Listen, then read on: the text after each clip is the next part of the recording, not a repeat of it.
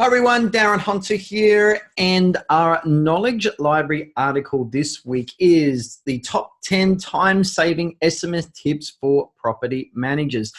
Now, when it comes to effective property management communication, the phone is best. The phone is for conversation and email is for confirmation, but SMS text also have their place with effective communication as well.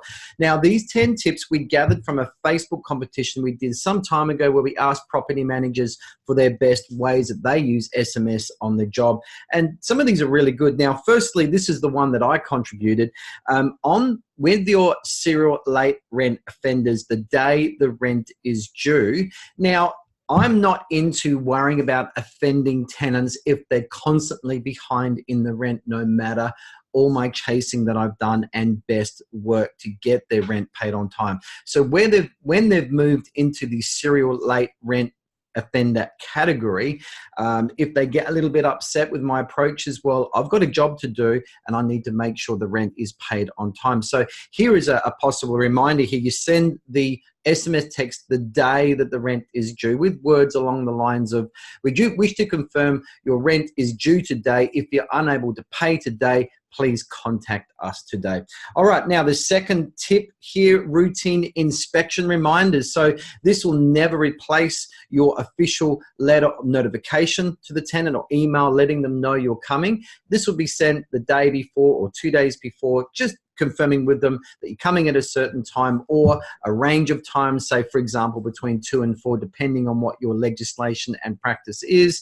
Just a reminder that you'll be using keys if they're not home, if that again is your legislation and practice, and give them a link again to your checklist, just confirming the things that you'll be looking for as well. So another good tip number 3, garden upkeep reminder. So an SMS text could be at the start of the summer season where it's going to get very hot, reminding them to make sure that they're looking after or watering the gardening or something like that.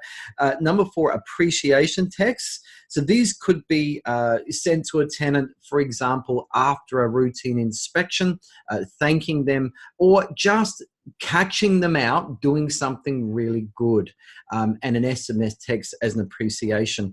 A rental increase reminder. Again, this doesn't in any way replace the legal notification you've got to give for rent increases, but it's a reminder, say a week out before that rent increase is about to become effective, reminding them that as such and such a date, their rent will be going from and to. Give the amounts really, really clear. Otherwise, people do have selective memories.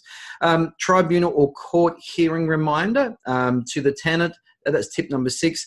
Number 7, that's when a tenant has confirmed or requested repairs or maintenance, that you've simply allocated the job to Joe Bloggs the plumber, for example. And if you don't hear back from Joe in the next couple of days, here is his details here.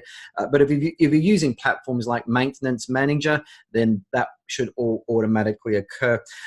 Tip number 8, after work completion. So when the work is completed and you've got an invoice to pay, it might be an invoice to the tenant, just confirming we've received our invoice from Joe Bloggs Plumbing. Please confirm if there is any problems with the associated work, or words to that effect.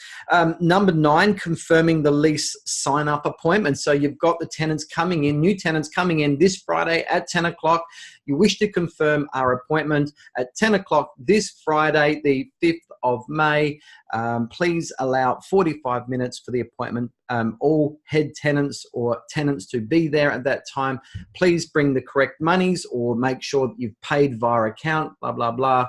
And this is the office address or location that you'll need to sign up. So making it really, really, really clear, and asking them to be on time. Make sure that you're on time as well. So be really clear with your sign up information, and you're going to get what you ask for. And number 10, a final inspection reminder. So just confirming a couple of days out or a week out that you're booked to do your inspection on such and such a date. If the property isn't fully vacated, cleaned and ready, please let us know well in advance. Again, here is a link to the checklist to ensure that you get your bond or security deposit back swiftly. So there's some good tips there to help you. I've also included the link with this post as well, so you can read the article online. But hopefully those tips there will help you. Take care.